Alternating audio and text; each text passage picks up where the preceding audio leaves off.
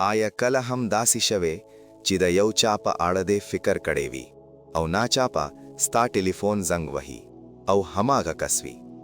یا شاید ته کله د خپل خوب کور یوازې یو انځور په ذهن کې جوړ کړی وي او کلونه وروسته پوه شي چې ته په هماغه ډول ځای کې ژوند کوې. ډېری خلک دې ته تصادف وایي، خو حقیقت دا دی دا تصادف نه دی، دا یو قانون دی، یو پټ قانون چې ته یې هره ورځ کاروې، که پوه یې که نه.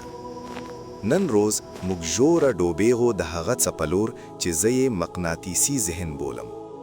د په بنیاد تر څو پوه شو ستا فکرونه څنګه ستا واقعیت جوړوي. ځان داسې تصور کړه لکه یو قوي ژوندي مقناطیس. د جذب قانون یو نړیوال قانون دی، لکه د جاذبې قانون. که ته له یوې ودانې ټوپ کړې، جاذبه نه پوښتي ته ښه انسان یې که بد، ته به خامخا ښکته ځې. په همدې ډول دا قانون هم کار کوي. هره ثانیه ستا په ژوند کې که ته پرې باور لرې او که نه، ستا ذهن لکه یو راډیو سټیشن دی. هره فریکونسي چې ته خپل فکرونه پرې تنظیموي هماغه تجربه کوي. که ته دننه وایي زه ستړی یم، زه مات شویم، نو ته دا خبرونه نړۍ ته لیږې او نړۍ هماغه درته بیرته راولېږي. نور فشار، نور ستونزې، نورې ماتې. هو اصلي ستونزه دلته ده. موږ اکثره په هغه څه تمرکز کوو چې موږ یې نه غواړو. فکر وکړه، کله چې ته هوایي ډګر ته ځې، ته وایي هیله د ترافیک نه وي، هیله د الوتنه له لاسه ورنه کړم. خو حقیقت کائنات نه نوري، هغه یوازې اوري. ترافیک الوتنه له لاسه ورکول او هماغه درته زیاتوي.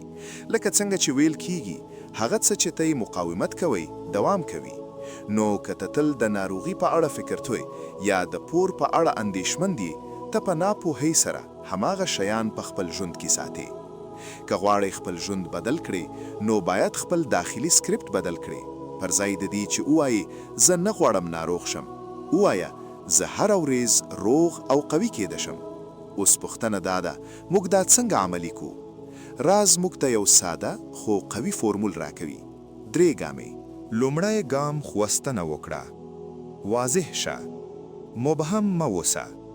که ته پیسې غواړې، نو دقیق وټاکه ستا میاشتنی عاید باید څو وي. دویم ګام، باور وکړه. دلته ډېری خلق ماتیږي ځکه شک راځي، خو ته باید داسې باور ولري لکه دا چې دا شی لا دمخه ستا دی. او دریم ګام، ترلاسه کړه. دا تر ټولو مهم دی. هغه احساس نن تجربه کا چې ته یې سبا غواړې.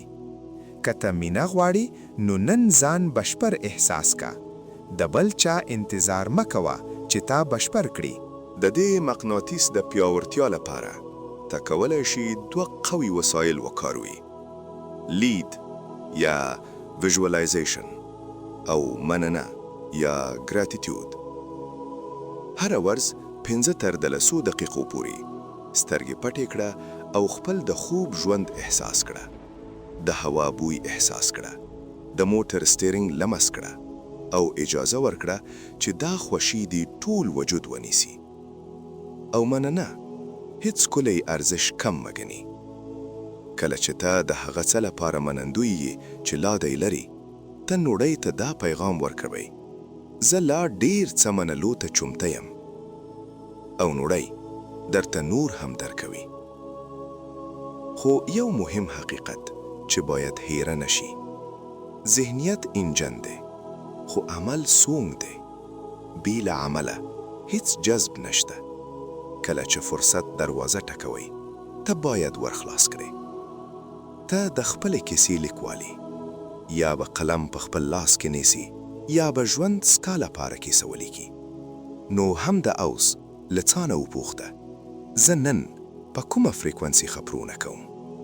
که دا ویډیو تا ته ارزش درکړه، نو هم د اوس سبسکرایب وکړه او زموږ سره یو ځای شي د خپل ذهن د جواک د ماستر کولو په دې سفر کې.